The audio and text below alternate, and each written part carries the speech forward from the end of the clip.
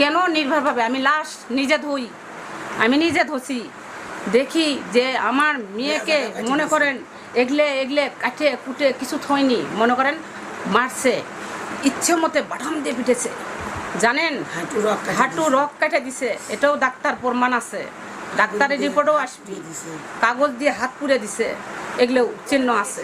লাশ আমি নিজে ধোবার যাই, আমরা যতগুলো 5 জন ধুছি, 5 জনে ধুয়ে আমার গাও এখনো শিংড়ে উঠতেছে।